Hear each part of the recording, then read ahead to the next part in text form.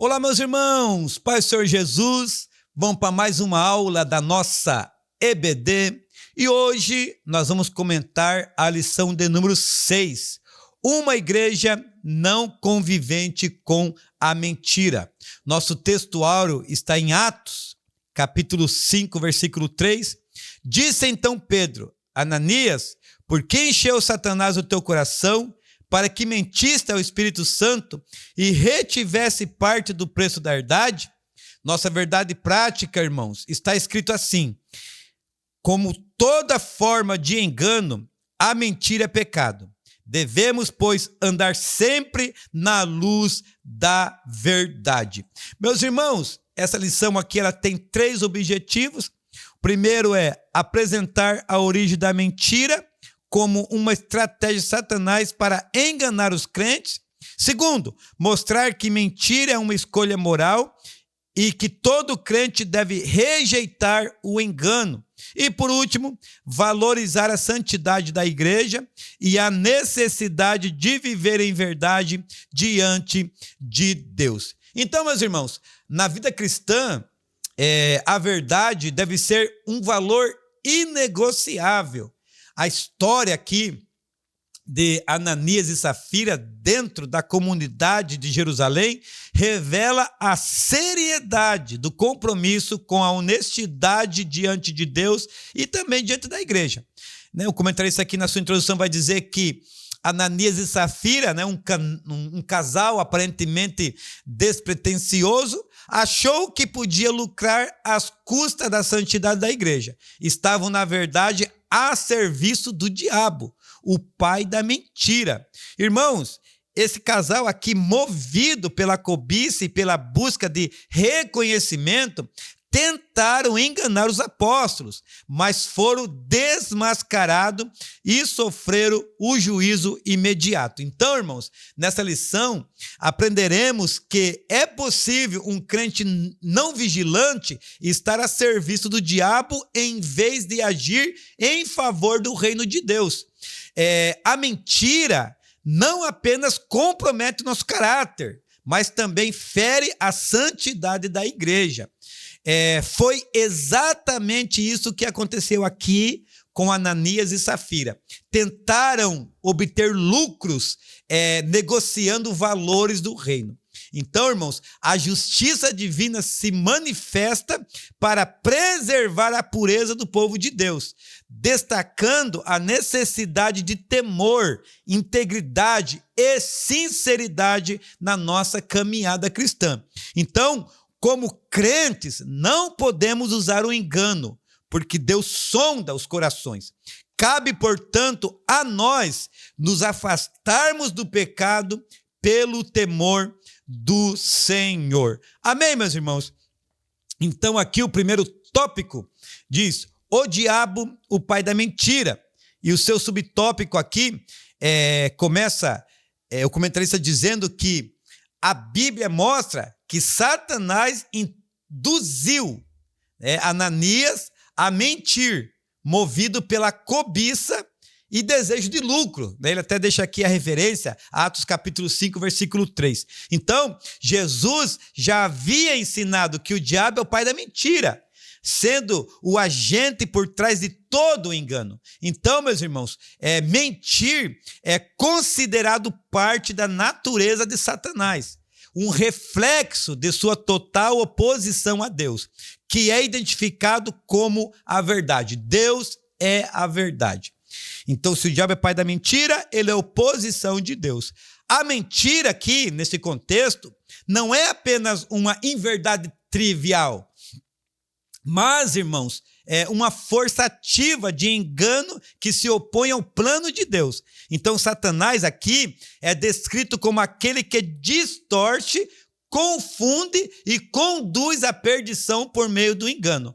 A mentira não é apenas um erro moral, é sintomas de separação espiritual de Deus.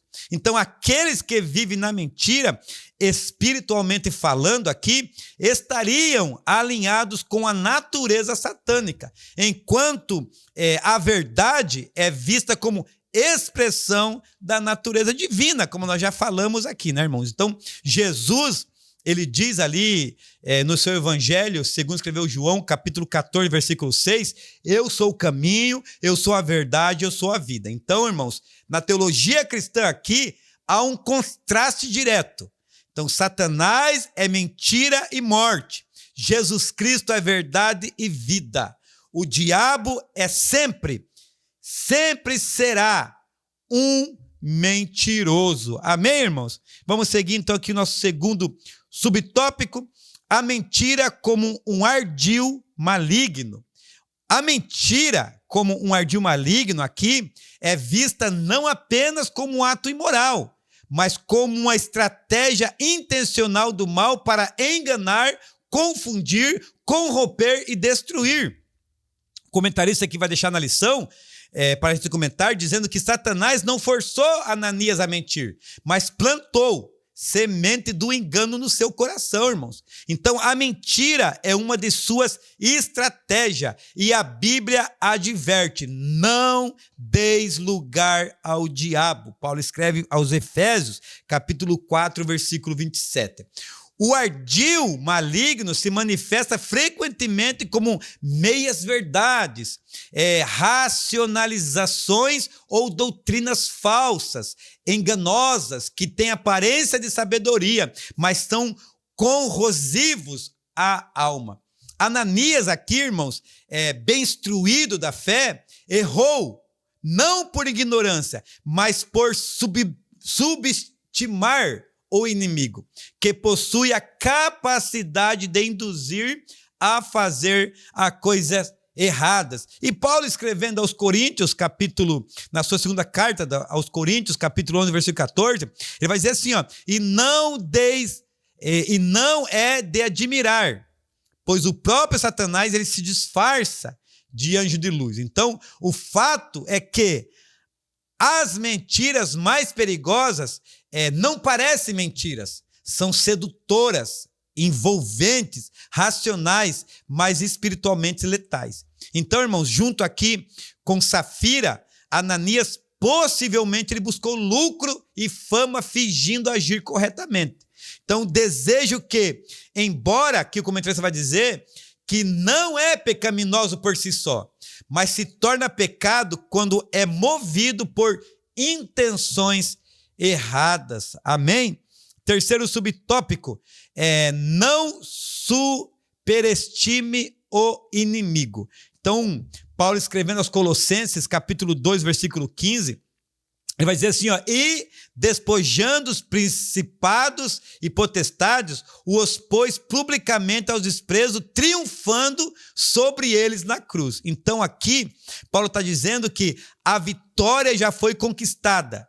Nossa luta agora é para permanecer firmes na verdade, resistir ao engano e andar na luz. Então, irmãos, se por um lado não podemos superestimar o inimigo, visto ele ter sido derrotado na cruz, por outro lado, não podemos subestimá-lo. Então, a orientação aqui do apóstolo é que os crentes se revistam de toda a armadura de Deus, para que possam ficar firmes contra as astutas ciladas do diabo. Em resumo aqui, irmãos, Paulo está dizendo, reconheça a força do teu inimigo, mas não o reverencie.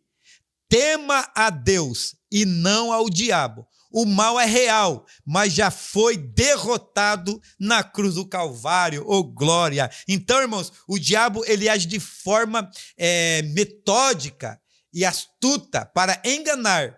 Por isso, nós cristãos devemos se revestir da armadura de Deus e vigiar constantemente. Amém? Então, nós encerramos aqui o nosso primeiro tópico. Vamos seguir aqui o nosso segundo tópico da nossa lição, que está maravilhosa. O cristão e a mentira. Aí aqui o seu primeiro subtópico desse assunto aqui vai dizer, mentir é uma escolha. Então, irmãos, mentir não é inevitável. É um ato deliberado. Você escolhe, irmãos, alterar, omitir ou distorcer uma verdade. É escolha nossa.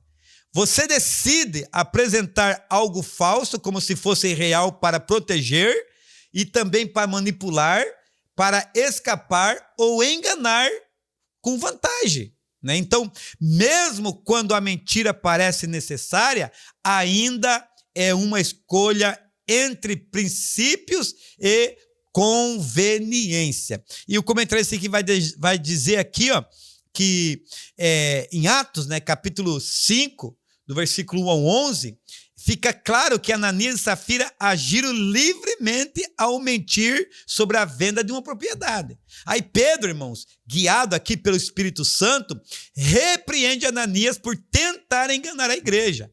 Nem ele nem Safira foram forçados a agir assim. Ambos tomaram uma decisão consciente e moralmente responsável.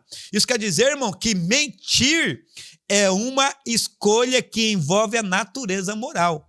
E como toda escolha, tem as suas consequências. E aqui, irmãos, Ananias e Safira tiveram uma escolha pessoal. E por isso não podiam culpar ninguém, nem mesmo o diabo por seus atos. A verdade, irmão, pode ser difícil, tá? Muitas vezes a verdade é difícil de falar, mas liberta. A mentira, ela pode ser conveniente, mas vai te aprisionar. Amém? Segundo subtópico, atraídos pela mentira. Então, irmãos, muitas vezes aqui, a mentira não nos engana à força, ela nos seduz. Embora aqui, irmãos, o comentarista vai dizer que Ananias e Safira tenham tomado decisões livres, também arcaram com as consequências delas. Então aqui, a verdade liberta, mas primeiro ela vai te confrontar. Ela revela quem realmente somos, e isso dói, meus irmãos. Isso exige mudança, renúncia e humildade. Então, a mentira, por outro lado, oferece conforto imediato. É como se fosse uma fuga doce da realidade. Então, meus queridos, não se sabe ao certo o que motivou aqui as ações desse casal, mas é provável aqui que eles buscassem vantagem, tanto reconhecimento quanto lucro, ao fingir e doar todo o valor da propriedade, tentando imitar os demais crentes de formas enganosas, tentaram enganar o Espírito Santo. Então nós somos atraídos pela mentira, porque ela muitas vezes é confortável, muitas vezes a mentira é bonita e é conveniente, mas a verdade, mesmo exigente, é o único caminho que conduz à vida eterna. Então a verdade aqui é Cristo, a verdade é o nosso Senhor, e só nele tem vida eterna. Terceiro subtópico, irmãos, mentir tem consequências. Então, irmãos, mesmo que não seja imediata, mesmo que ninguém descubra, toda mentira cobra um preço emocional, cobra um preço relacional, um preço espiritual e um preço existencial. Então, o comentarista que vai dizer, nesse terceiro subtópico aqui, que Ananias e Safira não consideraram as consequências de suas atitudes. Mesmo em uma igreja cheia do Espírito Santo, eles aqui cometeram o erro de mentir, não apenas aos apóstolos, mas também a Deus. Mentir, irmãos, tem consequência, porque toda mentira é uma ruptura da realidade. E mais cedo ou mais tarde, a realidade cobra o acerto de contas. E, infelizmente, aqui para Ananias e Safira, o preço pago por essas ações foi muito caro. Custou-lhes suas próprias vidas. Por isso, irmãos, antes de se praticar qualquer ação de natureza pecaminosa, é necessário pensar nas consequências que isso produzirá. Esse episódio aqui alerta que todo pecado traz consequência. E muitos crentes, até experientes, irmãos, sofrem por decisões impensadas. Por isso, irmãos, é essencial vigiar antes de agir. Então, esse terceiro subtópico aqui vai dizer que a verdade tem um preço, mas é redentora. Ela pode doer, pode causar conflito no início ali, mas a verdade vai te curar, irmãos. Reconstrói, limpa e liberta. Amém, irmãos? Encerramos aqui o nosso segundo tópico. Vamos seguir aqui para o nosso terceiro subtópico e último, né, da nossa maravilhosa EBD. Igreja que repele a mentira. O primeiro subtópico aqui dessa lição, desse comentário, é uma igreja temente. Então nós vivemos, irmãos, em tempo em que a verdade é relativada. E a mentira muitas vezes se disfarça de opiniões, narrativas. Muitas vezes, irmãos, a mentira ela se disfarça até de amor. Mas a verdadeira igreja de Cristo tem uma missão clara: repelir a mentira e sustentar a verdade. Oh, glória! Não apenas com palavras, mas com vida, doutrina e santidade. Nesse terceiro subtópico, o comentarista que vai dizer que o julgamento de Deus por meio de Pedro impeliu que o pecado contaminasse a igreja nascente, mostrando a seriedade da santidade no corpo de Cristo. Oh, glória! Então, a igreja primitiva crescia não apenas em números, mas em profundidade espiritual. Sabe qual é o segredo, irmão, aqui da igreja crescer? É andar no temor do Senhor. Uma igreja temente a Deus não se molda ao mundo, não vive para agradar homens, mas caminha com reverência, obediência e paixão pela presença de Deus. Aleluia. Ninguém pode agir na igreja como quiser, sem estar sujeito ao juízo de Deus. Uma igreja verdadeira, temente, não precisa ser grande, não precisa ser moderna e nem popular. Ela precisa ser fiel a palavra de Deus, aleluia. E Salmos, né, de número 25, Salmos de número 25, verso 14, vai dizer: Deus se revela àqueles que o temem, oh glória. Deus se revela àquele que os guia no caminho da vida. A igreja que teme ao Senhor vence o mundo, vive em paz e multiplica-se no Espírito. Amém? Segundo subtópico, uma igreja forte. Irmãos, já estamos concluindo essa lição aqui. Vamos aqui para o nosso último subtópico, uma igreja forte. Nós sabemos, irmãos, que no mundo onde tantas igrejas se tornam frágeis diante das pressões externas, Deus, nosso maravilhoso Senhor, está levantando uma igreja forte. Está levantando uma igreja firmada na rocha, cheia do Espírito Santo, uma igreja inabalável na fé e comprometida com a verdade. E nesse último tópico aqui, o comentarista vai dizer que uma igreja fraca, uma igreja anêmica por falta de disciplina espiritual e que aprendeu a tolerar o pecado em seu meio, essa igreja se torna inoperante. Portanto, meus irmãos, ser uma igreja forte não é uma opção. Ser uma igreja forte é um chamado. Vou repetir para você gravar bem. Ser uma igreja forte não é uma opção. Ser uma igreja forte é um chamado. Então, irmãos, uma igreja fraca no mundo, né? Talvez rejeitada pelos homens, talvez, né, irmãos? Né? Pode ser fraca no mundo, pode ser rejeitada pelos homens, talvez, né? Mas a igreja que carrega a palavra de Deus, ela é forte no Senhor, ela é invencível nos céus. Que sejamos, irmãos, uma igreja que resiste o mal, que sejamos uma igreja que prega com coragem, uma igreja que ora com fervor e ama com intensidade. Oh, glória! E para concluir essa maravilhosa lição, irmãos, um crente pode pecar e até se acostumar com o pecado. buscando aí justificativas para seus atos, mas não escapará do juízo divino. Aleluia. Em Jerusalém, irmãos, o julgamento de Deus foi imediato. Já em Corinto, Paulo exigiu que a igreja agisse contra o pecado tolerado e mostrou que Deus julgou diretamente os que pecaram. Então, irmãos, a lição aqui para nós é clara. Ninguém é capaz de enganar Deus. Vou repetir. Ninguém é capaz de enganar Deus. Que Deus vos abençoe. Encerramos aqui mais uma lição, glória, e que Deus possa te abençoar.